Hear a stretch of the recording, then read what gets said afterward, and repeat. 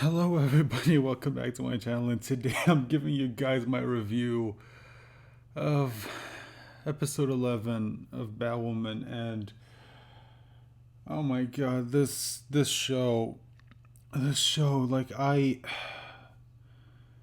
don't know how does anyone who works on this show, how can they be proud of this? So this entire episode, here's what's going on. So if you remember from the last episode, Alice is in custody of the crows. Why? I don't know. I mean, she should be in jail, but for some reason they're with the crows. Why? Who the fuck knows? Who the fuck knows? So the entire time Sophie wants to interrogate Alice.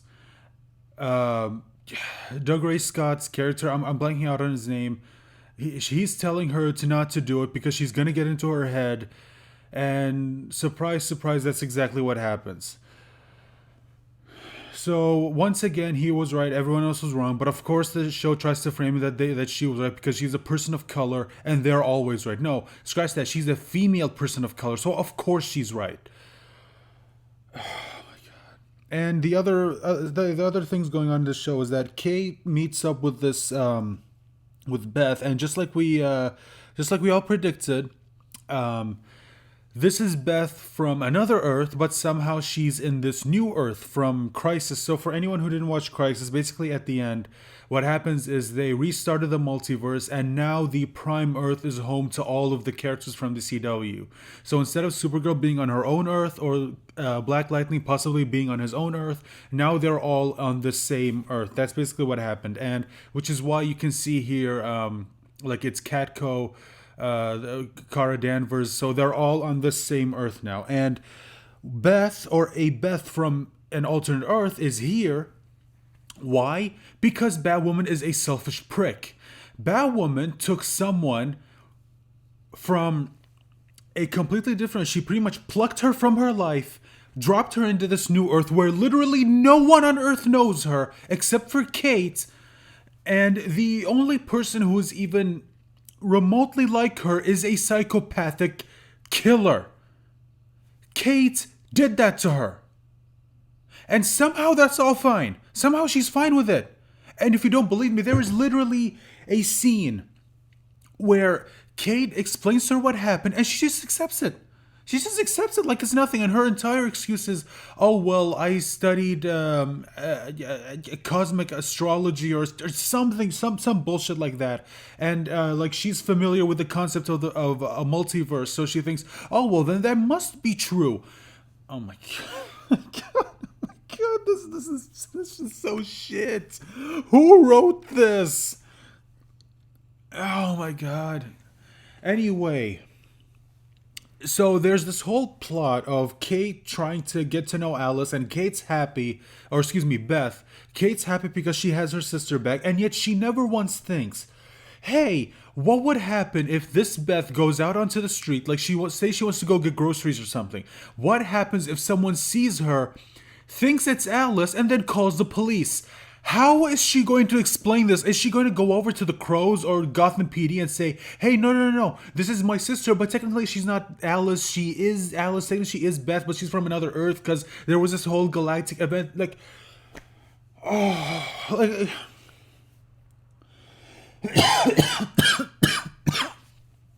oh god.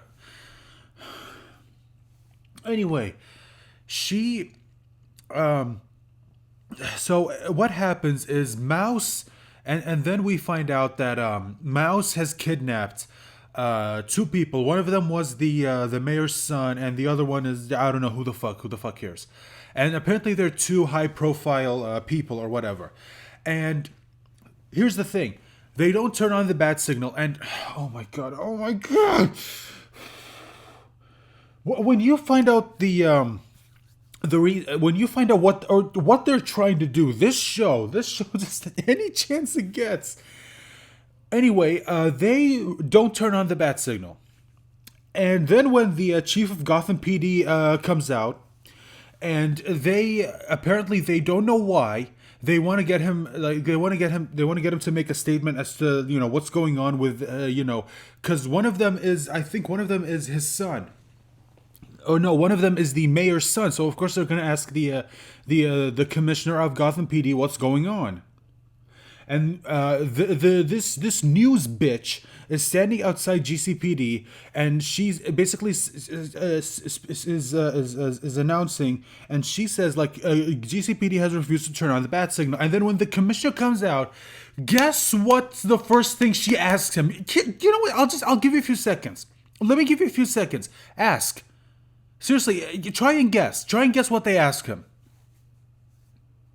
Did you figure it out? No? Well, let me tell you. She says, and I quote, "Is the reason why you didn't turn on the bat signal have anything to do with Batwoman coming out as a lesbian?" They...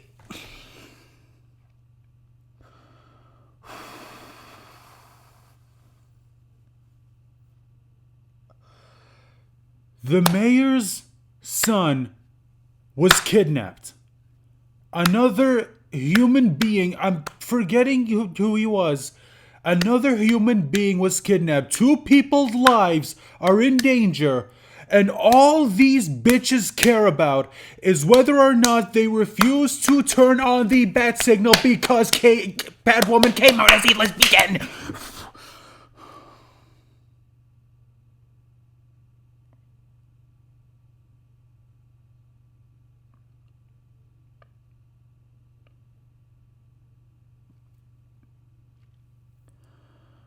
I'm getting a migraine. I'm actually getting a migraine just remembering what happened in this stupid episode. And the mayor, or the commissioner of Gotham PD, rightfully tells her that right now two people's lives are at stake and we shouldn't focus on all the stupid political bullshit. But of course he gets painted as the bad guy, because later Luke and Kate have this conversation over the phone or whatever, and he tells her that, hey, why didn't he turn on the back signal? And she says, well, don't you know I'm political? I'm too political.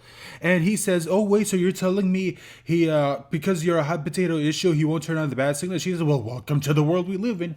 Bitch, get fucked. Kate Kane is a horrible person. So you're telling me that the only reason you were willing to go help these people is only if they turn on the bat signal? No, you're not just gonna go over there and help them. No, you needed convincing from someone else that, helping them would still be a good idea. And you know what? This is the one thing I will give this show credit for, because I can't believe they actually did this. She even says, you know what? I'm going to go help them anyway. And Luke says, that sounds like something Bruce would do. And she actually says, yes, he actually would do this. So you know what? At least they gave him that. At least they could have taken that opportunity to completely shit on Batman again. But no, at least they gave him that. At the very least. Doesn't forgive anything else. But at this point, Jesus Christ, I'll take what I can get. So, oh my God. Kate goes over there, not as Batwoman. She just goes there as Kate. She drives off in her motorcycle. Mouse runs into her. Keep in mind, he runs into her with an ambulance.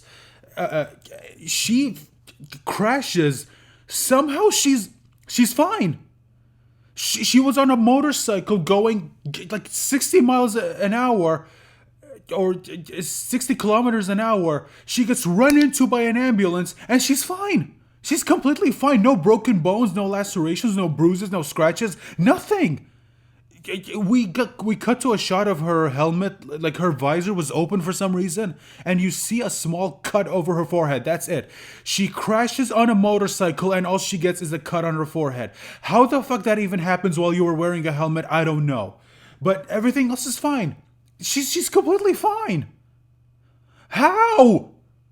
Like, she can survive a motorcycle crash, but somehow she can't survive a head being hit in the head with a trumpet.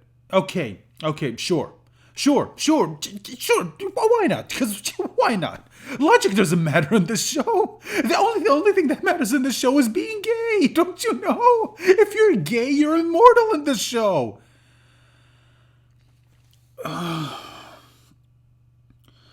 And I say that because, oh my God, there's something else that happens. Okay, This show, one of the things that people hate about this show is that it exclusively panders to a certain demographic. And I don't mean like this show was made like specifically aimed towards that demographic. That's not the problem. The fact is that they pander to this demographic. They pander to them. And you are not supposed to pander to anyone when you're writing a story. The first thing that you're supposed to do when writing a story is just make it a good story.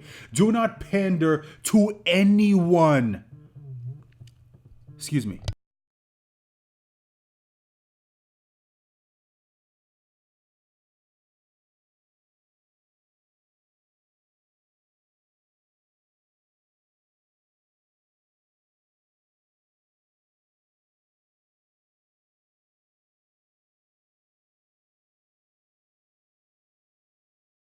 Sorry about that.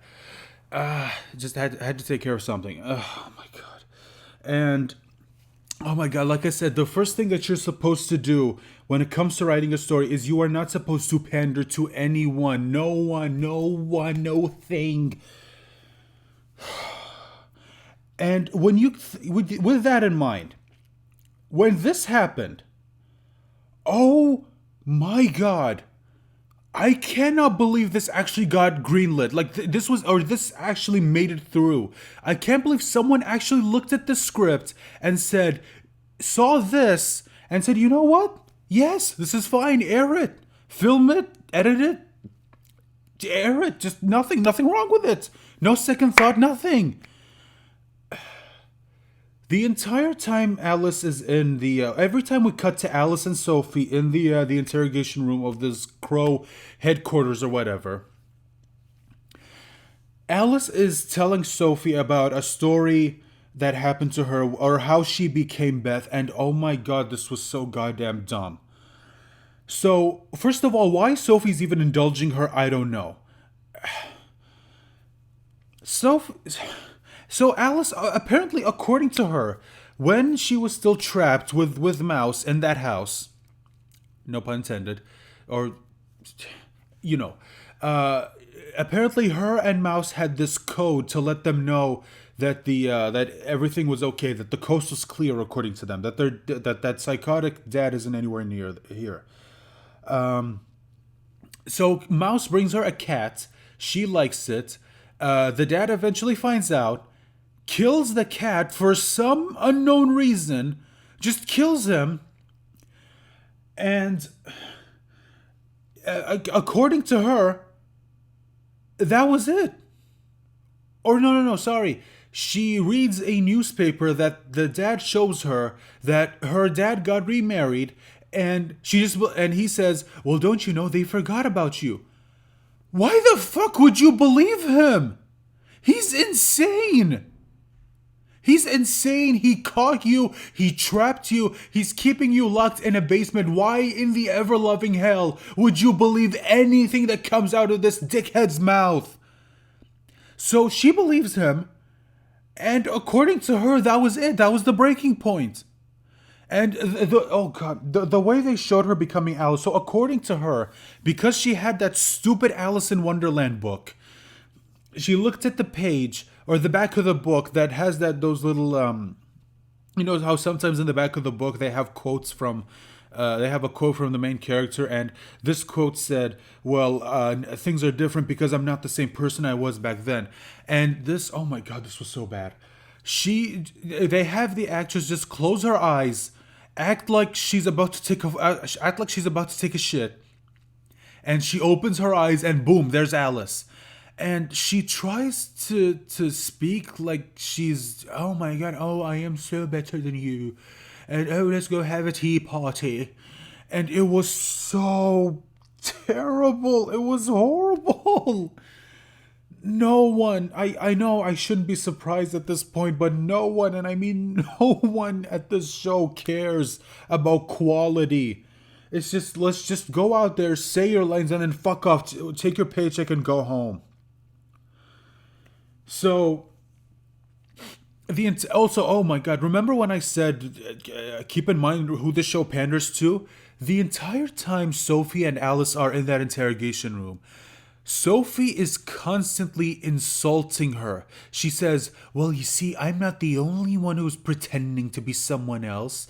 I am not the only one who's going out there putting on a mask, pretending to be something I'm not." And the entire time, Sophie's acting like, oh my stars and garters. Oh my god, let me clutch my pearls. What is she saying? It's just, oh. And then right before Alice manages to escape by using, somehow all she needed was fishing line. This crazy bitch takes out two people, two agents of this crow organization who are trained soldiers. This Alice, who is just a crazy bitch, and all she needed was a fishing line. The fishing line was in the book because it was used to fix it. I don't know how the fuck that worked, but sure, why not? And she kills them. And then Sophie comes out, finds the two guards. Alice has a gun to her head, and she says that, you know what, I may be I'm not the only one who's trapped. You're trapped. And what's worse is that it's a prison that you made. And that is a hell more unbearable than. And you assume that she was about to say death because she's, again, still aiming the gun to her head. And you would think that the show would have the balls to actually do something, to actually do this. The entire time I'm watching this, in my head I'm screaming, "Kill her, kill her, kill her, kill her, please. Put this actress out of her misery. Don't have her be in any more of episodes and in the show. Don't have her be associated with this show anymore." But no, we can't have her because, because it's so obvious what the show is trying to do. They have to get Sophie and Kate together. They have to start munching carpets on screen because that is who we are pandering to, these fucking retards.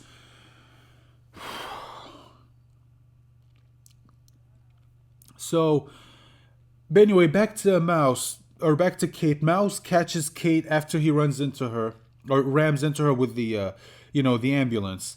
And again, like I said, she's fine. Nothing broken. I mean, I was just in a motorcycle crash, so nothing wrong with that.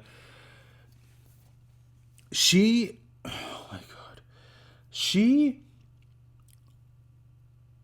she somehow breaks off the stick shift in the car, and she uses it to somehow get out of her binds.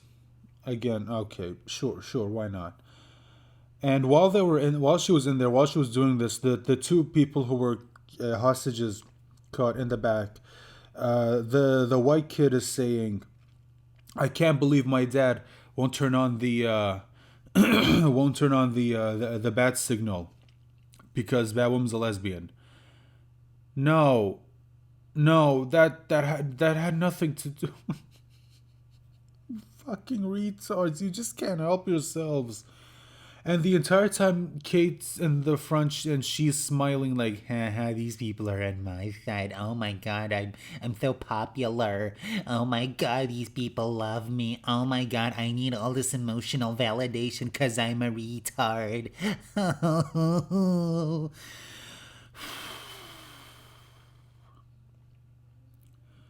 So Kate breaks out. Mouse had a bunch of thugs watching the car, and somehow nobody saw this. She attacks Mouse. Oh, but sorry, before this, Alice, or sorry, the Beth from the alternate world, came in here pretending to be Alice, trying to get Mouse to let Kate go, but he was actually smart.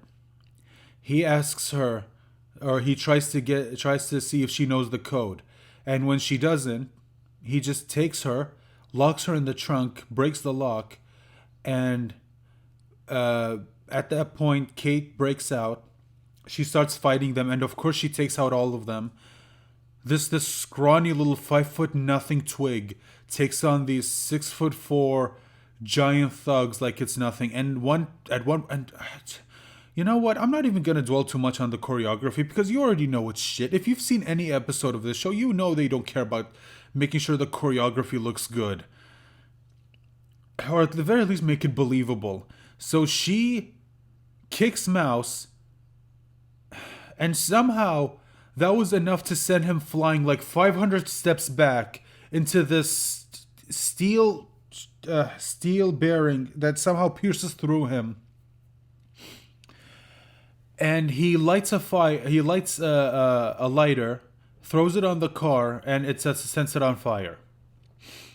How he reached from there to where he was to the car, considering there was an insane distance between them. Sure, okay, why not? Okay, okay, sure.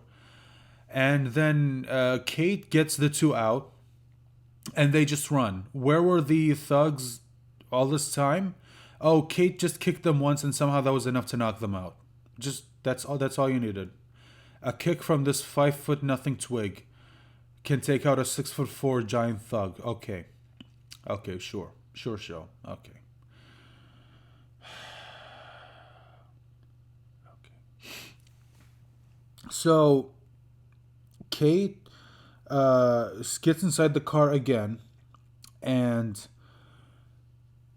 she cuts open the covers of the back seat to expose the trunk, and she tries to pull Alice out, but she can't because there are these steel bars, whatever they are, blocking her way, and she can't get out.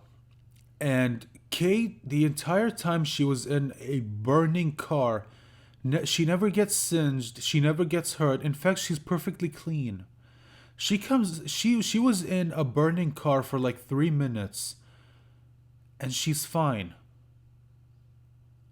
I don't I don't how does that work? How does that work? How does that logic work? And apparently why this means something is because earlier we find out that in that alternate Earth, the same accident happened that killed Kate's mom, Kate and Beth's mom. In that Earth, on that Earth, somehow, despite the fact that the car was this close to tipping over and falling into the bridge, you could throw a pebble on it and it would be enough to tip it over. Kate somehow crawled back into the car and pulled her sister out. I don't I don't how does that work?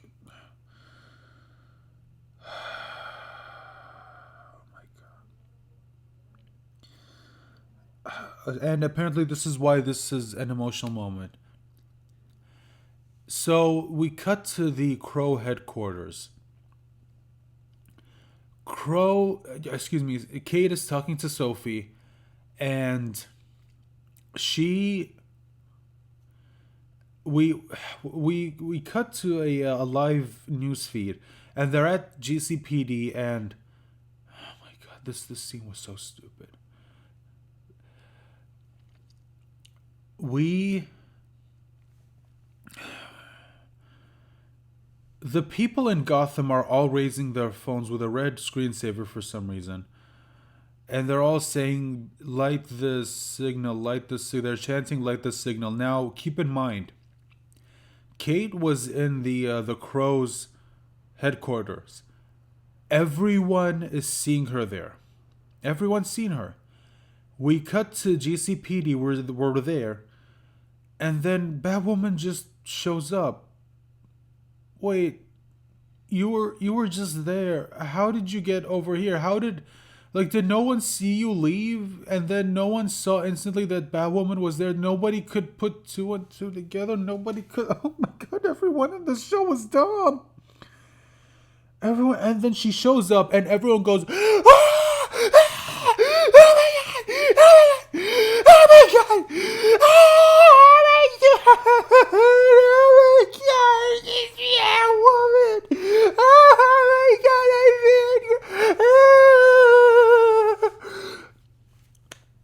Fuck you, CW. Fuck Batwoman. Fuck the show. Fuck anyone working on the show. Fuck. If you're associated with the show in any way, get fucked.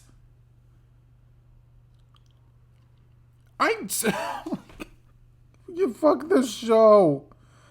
Fuck this show. Fuck this show. All right, that's it. That's it. I'm done. I'm done with this episode. God help me. God help me with the next one.